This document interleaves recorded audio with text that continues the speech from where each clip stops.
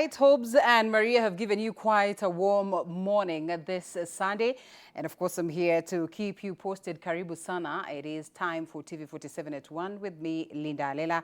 Karibu. We go straight to the stories of the day, where the government has defended President William Ruto's recent state visits to Azerbaijan and Kazakhstan, saying the engagements are aimed at expanding Kenya's economic opportunities and strengthening its global influence.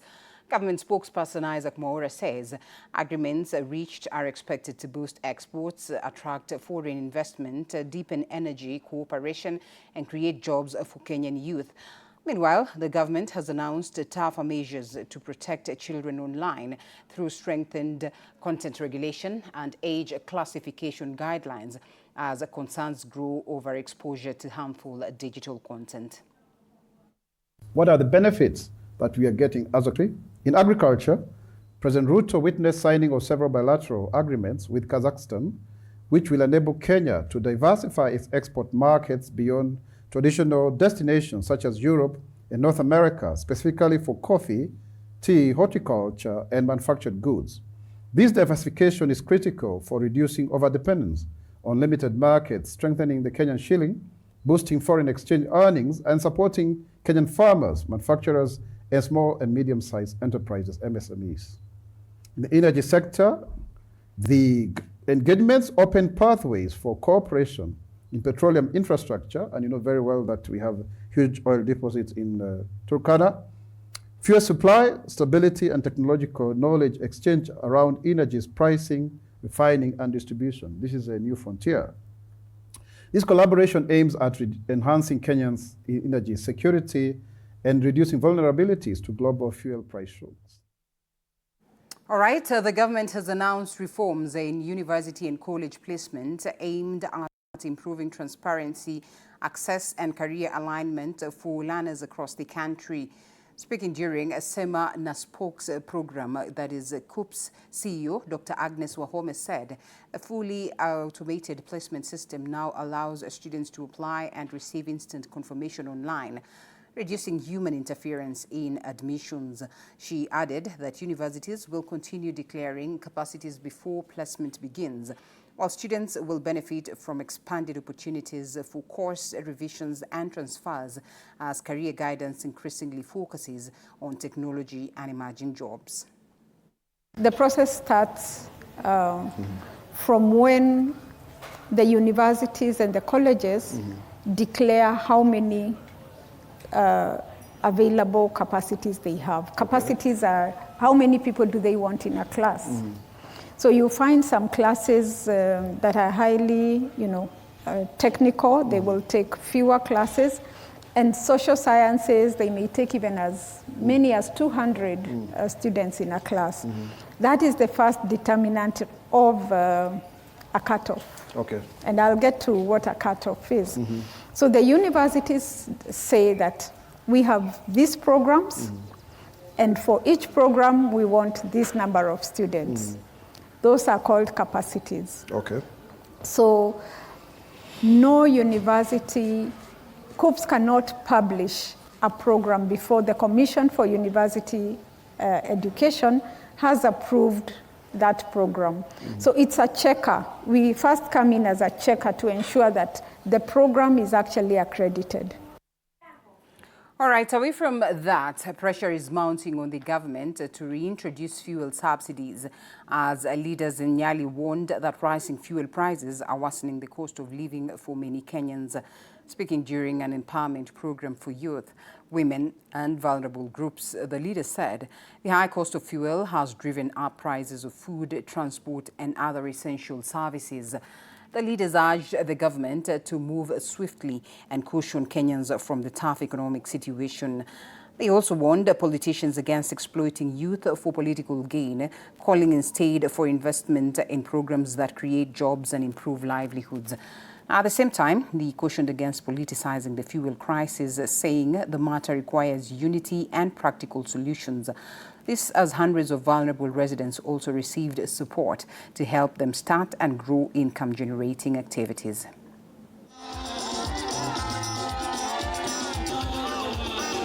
Viongozi ningependa kuwa advise waangalie mambo ya uchumi. Najua mafuta inaafektiwa na mambo mengi. Kuna macroeconomic kama vile vita na mambo mengi. Lakini ningeomba serikali kupitia president wawe very close na watu na wasikie malio ya watu. Joto la kisiasa lipunguzwe. Ni msimu wa development na miradi ikifanyiwa pale ambapo kuna siasa, miradi huwa inaharibika. Mimi kama mshikadau, mimi kama mwana miradi, ningeomba wanasiasa na viongozi kwa sasa wapunguze joto la kisiasa. Constitution inasema kwamba siasa itaanza mwaka ujao mwezi wa pili. Kila mmoja mpaka mimi nitajiingiza katika siasa.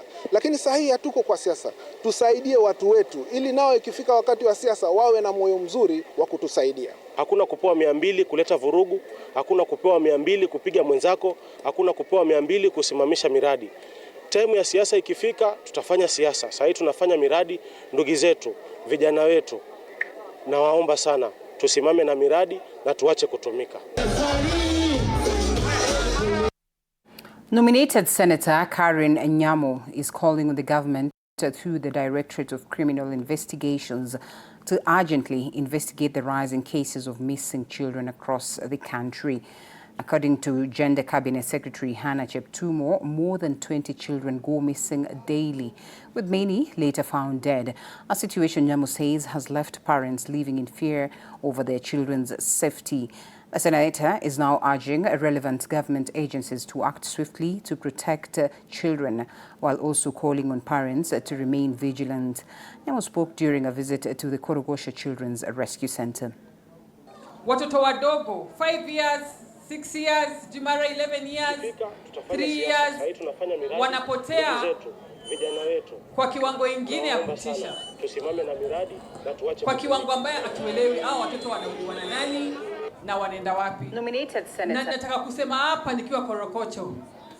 Vyombo zetu za usalama, our agencies, our security agencies, you have failed us. You have failed the children of this country.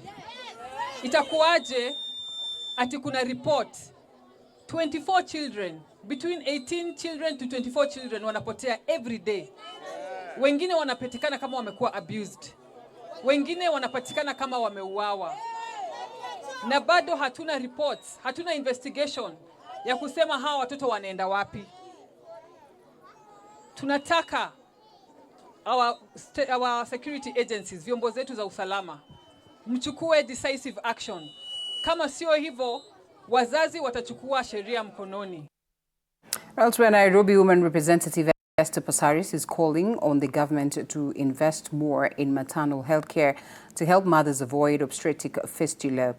Speaking during the World Obstetric Fistula Day celebrations that were held at Kenyatta National Hospital, Passaris said many women living with the condition continue to face stigma and discrimination, urging the government to urgently address the matter by improving access to quality maternal health care, especially during childbirth, to ensure the safety and well-being of mothers. As a government, we've provided for CHPs across the country. There are over 100,000 of them, and they actually manage specific households. For me, a woman who already has fistula is suffering in silence, and she loses her marriage, she loses her dignity, she loses her neighbors, her friends. We cannot have women continuing to live in shame, in isolation, for a condition that can be treated. Fistula inatibika. In Kenya, we employ 2 models. We have the camp model, and we have the routine treatment model.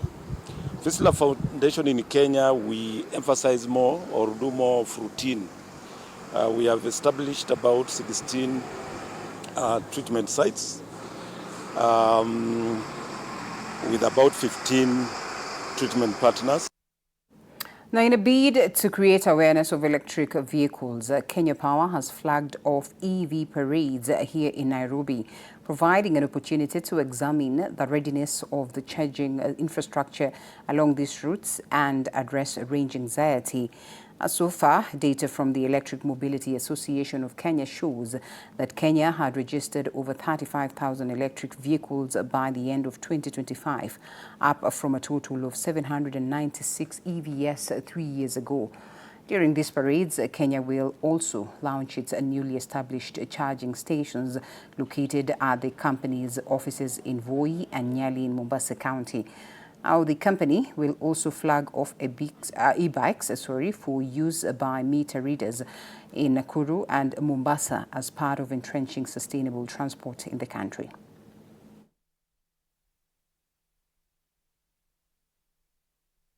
With the fuel prices increasing by 20% on fuel, 40% on diesel, we're looking at the energy savings of more than 50%. That's why this conversation happening at the right time, at the right place, and with the right audience, that this is the way to go, it is electric vehicles. Fast forward to 2026, right now we have over 35,000 vehicles on the road, registered vehicles as of now. Nairobi is now a case study, even in the region, and we see the adoption. 90% of what is happening here in Nairobi. The last 3 years has really grown in terms of adaptability.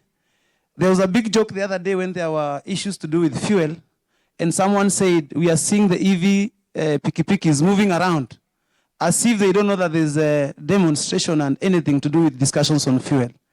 This is a story around success in EV, and we are seeing it even now. The Kikuyu Council of Elders has strongly condemned rising political intolerance and ethnic profiling, warning that the vices could plunge the country into chaos. Speaking in Nairobi, the council criticized rogue politicians for allegedly exploiting a recent fuel strike to orchestrate the looting of businesses. National Chairperson Wachira Wakiago accused some government officials of targeting the Kikuyu community, saying such remarks could fuel dangerous divisions. The elders urged residents or President William Ruto to restore economic stability, protect investments, and invite international observers to monitor the growing political tension. Sisi tunataka jamii zote sainchi wakae pamoja, tuendelee vile tuko, na sisi kama KCE tumejaribu kwenda kwa nchi mzima tukiongea na wase wale wengine tukitafuta amani. Ni vibaya sana mtu mmoja afikirie vile atakuja kutuletea maneno. Na kama kuna mtu mmoja amekosea, si Wakikuyu wote wamekosea, ate ile uje profile the whole community. KCE appeals to elders of Kenyan communities to combine efforts to bring maturity and patriotism into the Kenyan nation. Sasa tunaomba amani katika Kenya na tunaomba president wetu atoke aongee mambo ya amani na mambo ya utulivu na mafuta irudi chini kiwango ambaye watu wataweza kununua.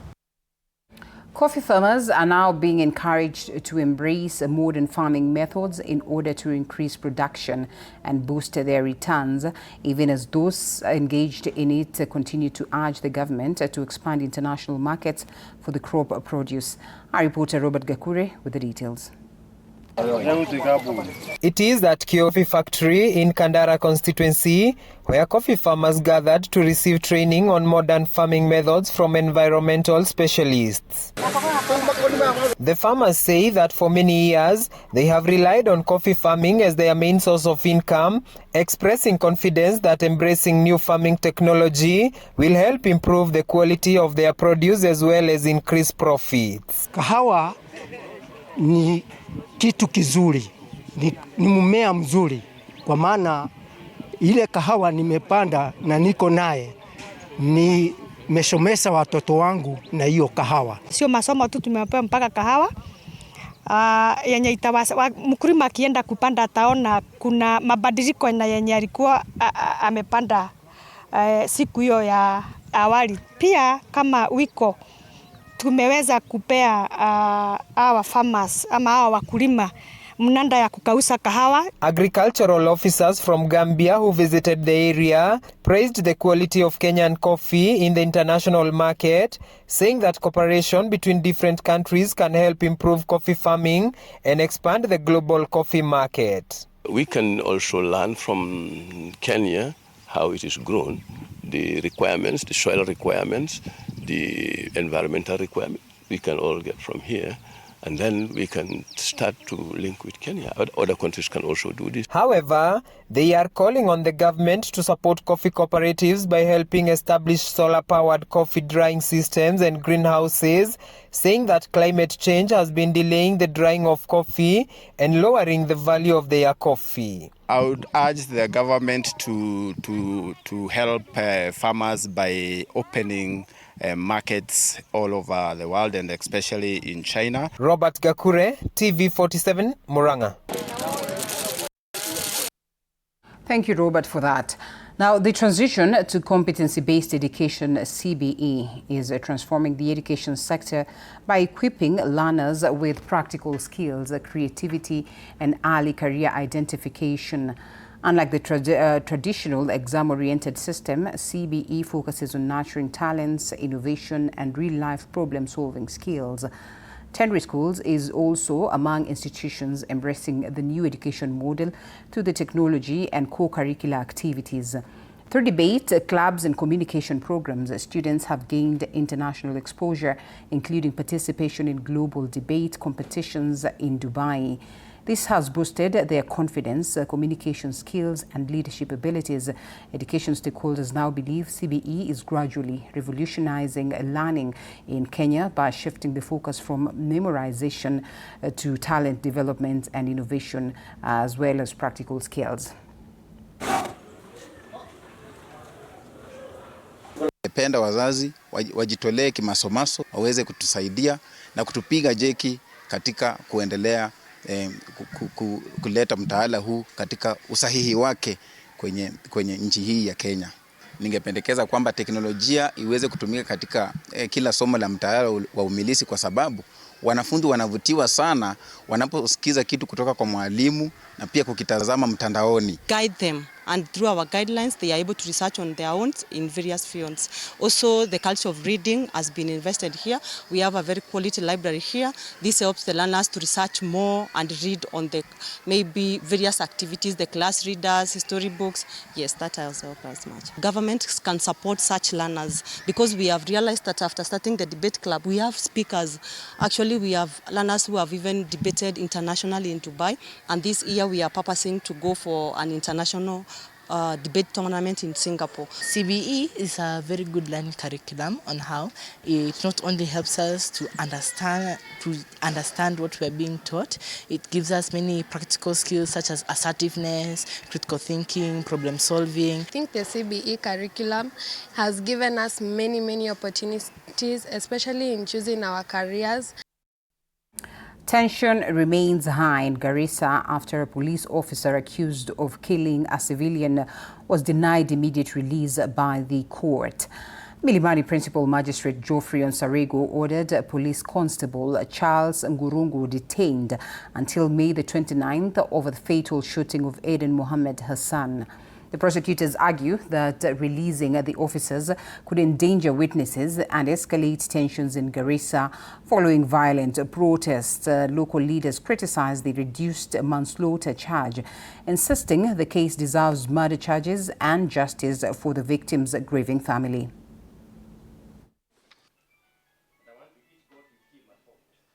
We have had similar instances from the same PC Charlo.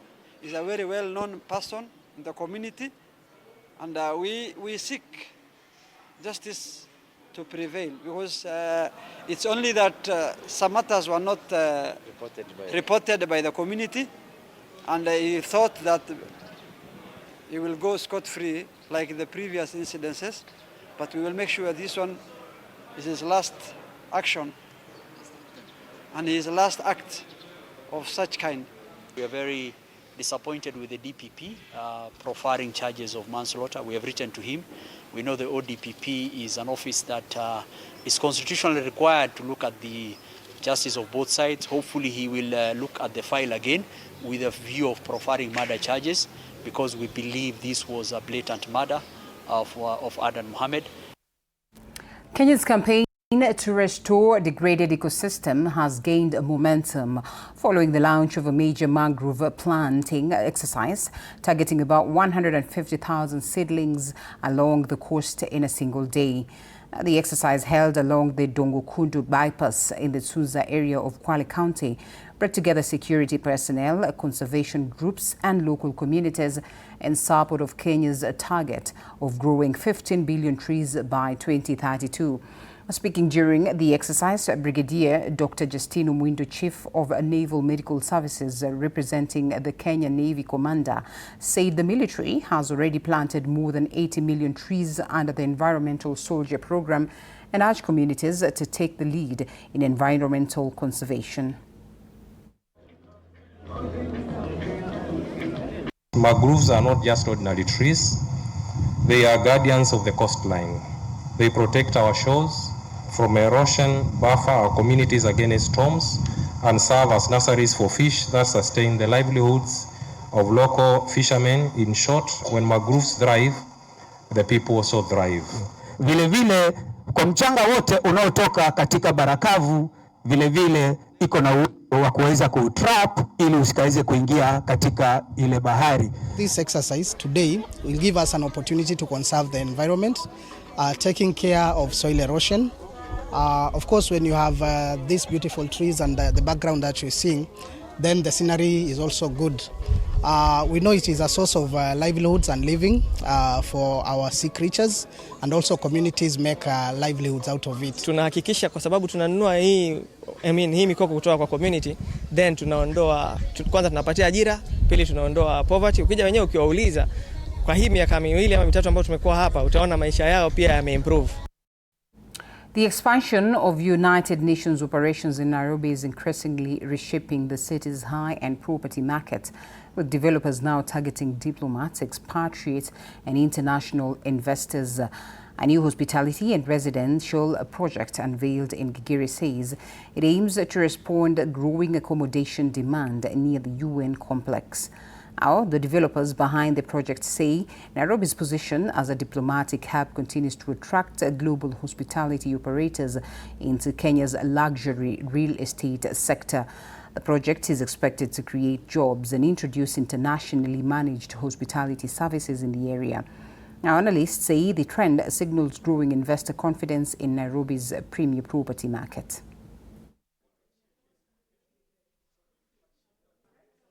Ourselves in this neighborhood to make sure that we provide that service.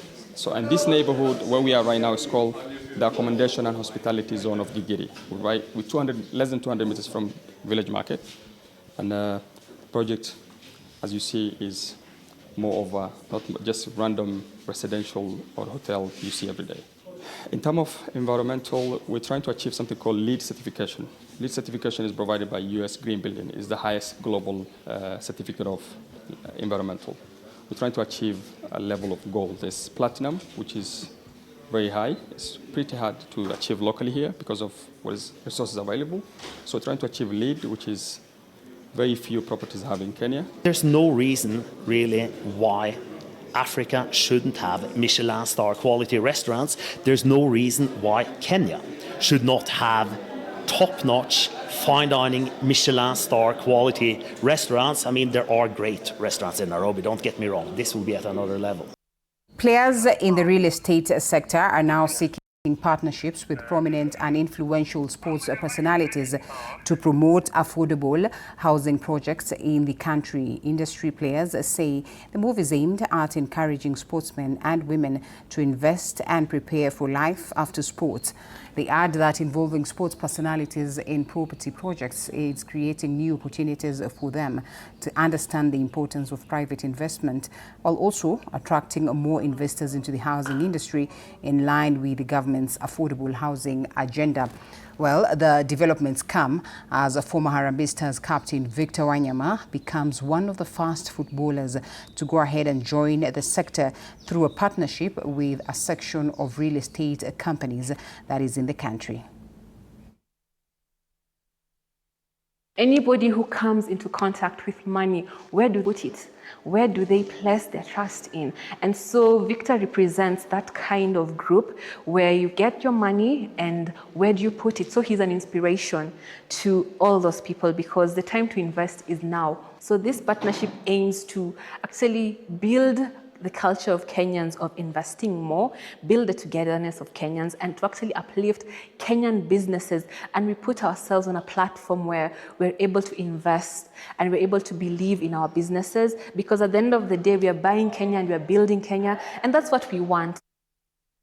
The African Continental Free Trade Area Secretariat has entered into a partnership with infrastructure developer Endeavor to support industrialization and expand a trade-enabling infrastructure that is across Africa, as well efforts intensify to boost intra-African commerce.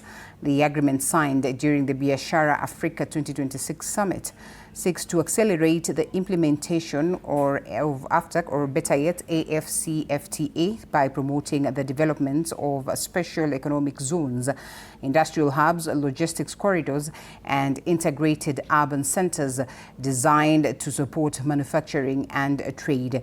The partnership aims in mobilizing private investment for infrastructure projects, supporting industrial corridors linked to trade networks, and enhancing the role of SAIS in driving industrial growth across the continent.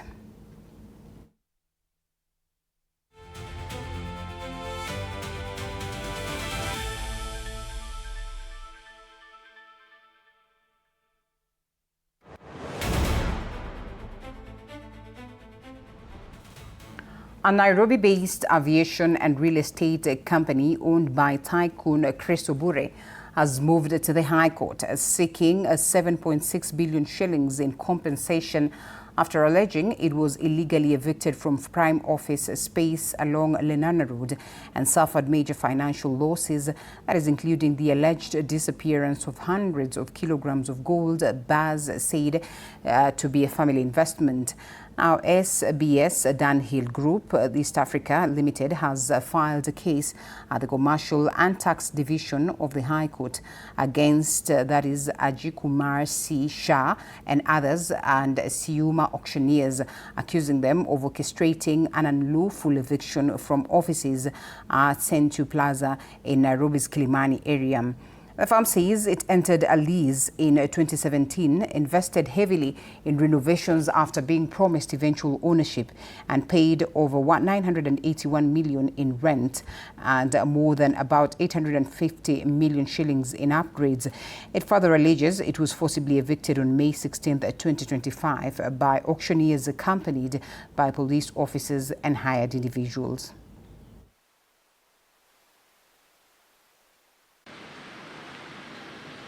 Coming up for us now to take time. I know there's a judgment coming on this building in 11th, yes, 11th of June. As much as that is going, it can go either way. The Indian can lose or the Indian can win. Either way, that's what happens in our legal system. However, should I lose, my compensation lawsuit is going ahead. Should I win, all my 300 and 400 supporters will come and storm the building legally and take over my space. Those are the only options that I have. All right. The All Saints Cathedral in Nairobi is currently hosting a critical public forum on the national budget dialogue. Inside the Trinity Auditorium, citizens are gathering to review the implementation of the current 2025-2026 fiscal year budget, analyze priorities for the upcoming 2026-2027 budget, and examine the provisions of the Finance Bill 2026. We now cross over live to our reporter Modoni Brenda, who is standing by at the All Saints Cathedral to give us more updates. Modoni, if you can hear me.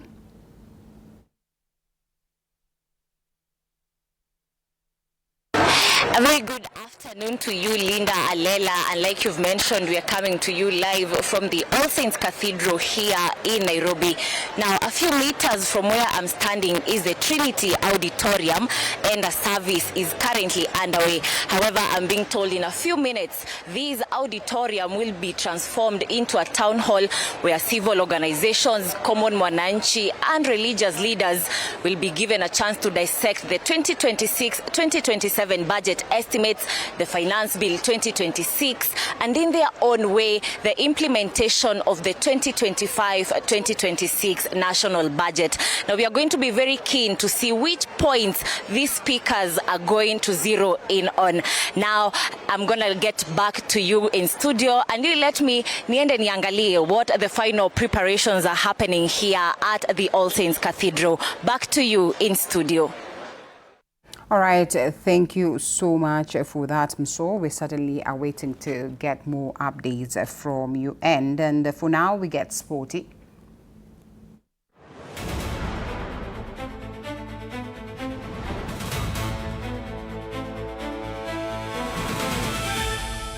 Sundays at 8:30 p.m. Good morning. You have my rent? Leo jioni kama tutakuwa tumelipa rent, nauza hizi yako. Hamna pesa. I need 3 G's to make my nails today. Sasa hivi natuhusu aje? Can I order now? Do you ship? Can I get blinking ones? Mimi nilikuwa na trade. Nimewekelea kitele yangu. Kitele yangu na trade. Ikikunyuma. Oh my God. He left me. Nitumie ni line. Uko nje kuna wifi. Why? Hi-Fi? Wait, so what do we call this dish again? I have no idea. The cucumbers are there specifically for my beauty routine. Tamulini kero umeka kwa beauty product. Na ameenda. Tunafaa tukuwe na logo yetu. Like, si ni brand already. I won't entertain divas. No. I'm not dealing with a man child. Amazing. Nishapenda hii energy. Sundays at 8:30 p.m. on TV47. Saturday at 8:30 p.m. My father used to tell me that our hotel is the home for travelers. I guess I forgot that. Recently, it's been more of a mirror of my own ambition. We might fail. We will probably fail, but not for a lack of trying. So for the last time and the first time, welcome to Connect In, the best experience in East and Central Africa and its environs. Saturday at 8:30 p.m. on TV47. Wednesdays at 8:30 p.m. This is a very serious place. I see that. Surely. Hey, Nyumba. This is the place. Just for a few days. On Saturday, after Gucci stars Migori Youth and Darajani Gogo registered important wins in their push for promotion. With only a few matches remaining, every point is now proving crucial as teams battle for a place in the top flight. Elsewhere, Nairobi City Stars were held to a goalless draw by MCF FC, while 3K FC and Equity Bank FC also shared the spoils in another stalemate. Following the results, Migori Youth remained top of the table with 71 points, ahead of close challenges 3K FC and Mombasa United.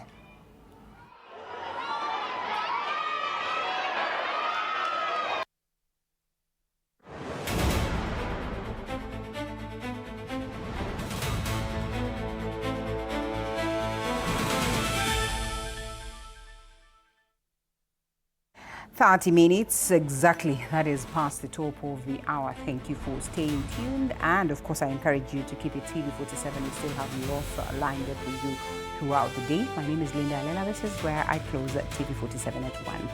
Good afternoon.